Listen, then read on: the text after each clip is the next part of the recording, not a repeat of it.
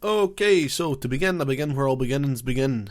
At the beginning, I choose my trusty prisoner class and give him a funny name for content. The keepsake I chose was the Rune, which I kinda regret after the fact, but whatever, it's not the end of the world.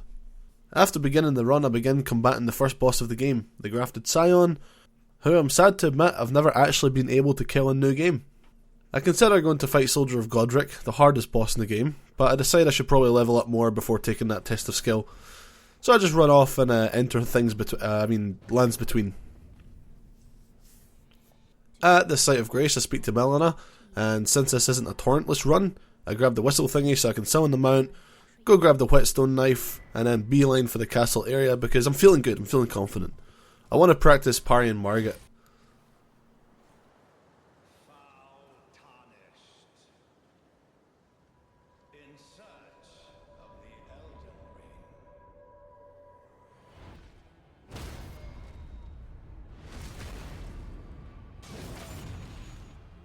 It went alright. I died about 8 times, but I got his pyro one day down, so now I just want to get better gear, so I stop wasting time with him, and go to Bernie Sanders about getting a keen scaling Ash of War. Since the S-Stock scales very well with Dex, so I only have to worry about health, endurance, and Dex. As I rest to apply the Ash of War, I get ambushed by my self-proclaimed maiden, and she kidnaps me Astrid style. I wake up in the round table hold, but unlike Astrid, she doesn't have me kill anyone. Yet. I then head off to Limgrave tunnels to continue my hunt for upgrade materials. Since I'm not playing no build, mats are a requirement, and this place may as well be a bazaar with how many mats there are here. For my next trick, I kill the BFG. With that mind stripped, I make like Columbus and go exploring. Well, I mean, can it really be called exploring if you know where I'm going? Like, he didn't exactly set off on his ship with a map of where to go and... Yeah, anyway. Either way, I'm now in Liurnia of the Lakes, where more of those precious materials are, to make my S-Stock even better. I grab the Sacred Tear, and for once I actually talk to this lad, because I actually could use intelligence-based weapons. Well, spells, whatever. But let's face it, I like my Pokemetal stick better, so probably won't do much in the way of sorceries. After abandoning that dude, I speak to the merchant just down the road and buy all his smith and stone 2s, head off deeper into the area for the freebies, then get absolutely demolished by this prick. I'm not having it. Next to my spelunking guide, I enter the Crystal Tunnel, which has a fair few stones. A lot of 3s and some 2s. But the main thing that kept me going down here was this notification that I forgot I had turned on, going off saying that this absolute chad of a guy subscribed. With that, I gained my second wind, and went to slap this weird crystal sculpture about. Let's try that again. That was better. Then I take my spoils to Andre or whatever his name is, and upgrade my Pokestick more. So, right now, my game plan is to get to a farming location in Caelid. It's not an amazing farm, but it works for me, and I literally only use it to get runes to buy stones or upgrades. This plan takes me on a fun journey where I meet the Fibula Mariner. What? Who goes down as easy as Viola the Winter. After dealing with him, I head off to the Smouldering Church, taking a super sneaky approach just to not summon Mildred yet, so I can light the site of grace. After that, I decide to go out and face Anastasia? I don't know, because why not? She doesn't give me anything I actually need or want, but any combat experience in this game is a good combat experience, really, especially for someone as bad at the game as I am. And I'm in Caelid. Let's go. Following a run around hell, I rob the graves in this yard, and to be honest, it doesn't reap many rewards. Well, like one rune 6 and another rune 1 or something. As with that, my disappointment continues when I go to this location where I know there to be some late stage somber stones, and I could swear there were some 5s or 6s too, but I was wrong. All I picked up were a bunch of items that I have absolutely zero use for. Well done me. And here we are. My planned location. Here there are these militia guys, the vulgar militia guys, who give 1,000+ runes per kill, so they'll do nicely. Not gonna lie, I never rune farm in this game because it's cringe as f***. Seeing clips of other YouTubers and streamers spend hours farming hundreds of thousands of runes makes me squirm, because because I'm such a hardcore gatekeeping Souls gamer. Now that's done, I realise I don't have any physic, which for once I want to use. I run off to the church and pick up a tier thing as well as the flask, and then go to Liurnia for the flask not tier thing. I know, I'm so well informed of this game. This tier increases dex when active, so that's pretty much all I need for now. My next goal is to upgrade my weapon. Now this, a bit of a hot take, is why Elden Ring isn't my favourite Souls game. It's too easy to be OP, but I'll leave that for now, until I make a dedicated video on it. On a brand new channel, so no one sees it. Anyway, I make a beeline for the valley leading to the ruin-strewn precipice, which, in case you don't know, is another way to access Altus Plateau without the medallion pieces. But mainly, for me right now, this area has tons of upgrade stones that I need, so I'll grab a bunch of them. By the way, poison kills you. Who knew? After upgrading my Poké Stick, I go visit Margit again, and just fucking fuck him hard.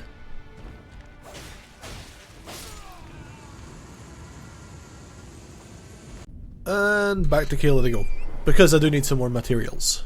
On my way to the Crystal Tunnels, I grabbed the seed in the town of Celia, because upgrades are always good, and easy to come by in this game. Speaking of, stone. Stone. Stone. Stone. Then I try my hand in this Resident Evil boss wannabe, and decide I'll let him live for now. With my new gear, I decide it's time to check up on Godric, but I actually feel it's easier than Margit. And on the way to him, I dodge these bolts like an actual professional dodger. Graftric isn't too bad, like I said, just dodges super telegraphed attacks and counter where there are openings, like every other Souls game boss fight, I guess. With that amazing guide, I managed to squeeze out a slick victory royale against the lad and move on to Liurnia. Well, actually I've already been here, so I go get the academy key. Guarding it is this super strong, powerful dragon called Smara. Oh, he's dead. Okay. I killed this big fucking giant too. Right, I'm off to the academy now. I have that key. This is not where I want to be. There we go.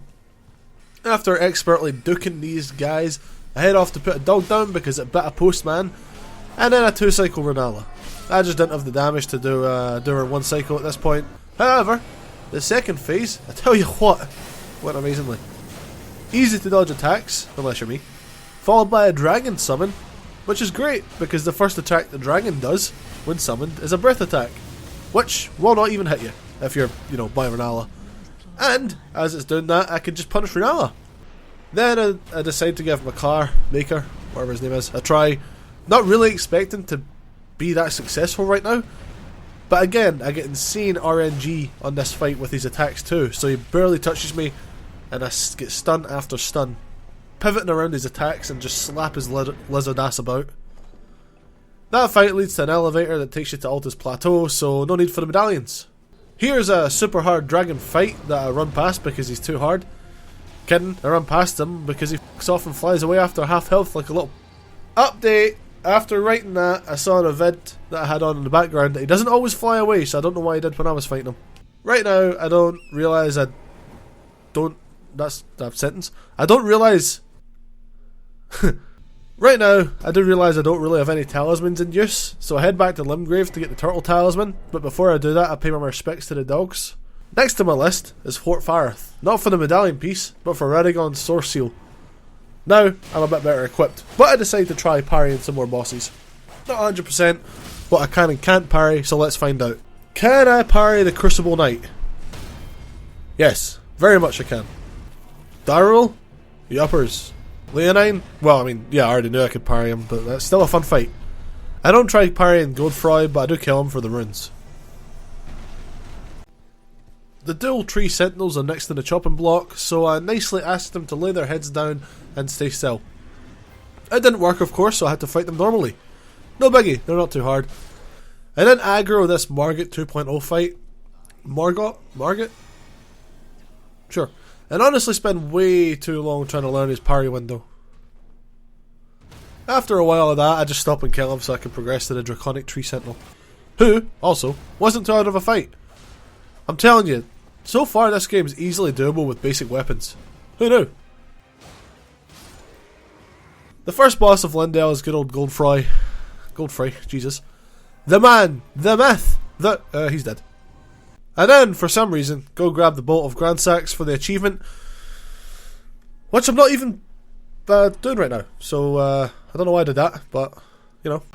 Morgott, the Omen King, King of all omens. How about you bend the knee to me, you little bitch? Alright, I've been watching Game of Thrones. Now I'm in the mountaintops of the giants. I'm pretty close to the end of the game, so I'm quite confident in my pokey stick at this point. So much so, I go back and kill Grail, the bridge dragon. He doesn't drop a Drake sword, so he isn't the best bridge dragon type creature, but I only really killed him for the runes to upgrade my weapon and level up, so whatever. Back to the mountaintops, across this weird rocky bridge I go, all the way up to the tippy top to fight my least favourite boss in any challenge run I do in this game, the shitty fucking fire giant. Hate this fight. He has a ton of health and keeps rolling away from me like a lock. This does take a few attempts, but now he's done. I head up to the top of the kiln, but I don't go to Azula. Not yet. And here we go. Now the real Elden Ring begins. After torching the tree and forcing the lady to set herself on fire, I make it to Firearm Azula, where I beeline straight to the Godskin duel fight. Due to me not wanting to commit Sudoku, I summon Bernal on this fight because I'm doing very low damage. Ultimately, we successfully 2v2 them, and then I head off to deal with the tree sentinel outside of Maliketh's area. So Maliketh is definitely one of my favourite characters in the game. He's just kind of awesome. Unfortunately though, I have to kill him, so rip my man. Now I'm fighting Godfrey for real. He's actually not too complicated, I'm just a fucking idiot and keep messing up the dodges and whatnot. Then, when I transition to Hoaraloo, I get absolutely annihilated. Right, unfortunately because I'm an idiot, at some point in recording all of this, I switched the sources of OBS to something that wasn't active, so it was just a black screen. And it happened the whole time I was fighting Godfrey / Hoaraloo. So after like a long time fighting this lad, I finally beat him, and then moved on to Elden Beast and Radagon. But after all that, I get to Radagon, end up destroying Radagon because I learned how to parry, and then I got into Elden Beast, and I tell you what, this took a fair few attempts, not gonna lie. This took a long time, to be honest, but it's fine. I got them done, finally beat Elden Beast as well, so yeah. The answer to the question is yes. You can beat Elden Ring as just a prisoner. And now the prisoner hath become Elden Lord. But yeah, that was a fun challenge. It was a challenge, like an actual challenge for once as well. Good weapons, good equipment. Yeah, you just had to really learn the game, to be honest. Like, memes aside, I just had to get good. Instead of using like cheesy OP weapons, I just used an S-stock, and that was it. But yeah, that was a fun challenge. If you want to see more class-based runs in this like I did in Dead Rising, Dark Souls 3, then feel free to leave a comment down below. Definitely subscribe to the channel for more content. And like this video, it helps it get promoted on YouTube, so that'd be pretty cool. But that'll do it for now. Thanks for watching, hope you enjoyed, and have a good day or night. Goodbye.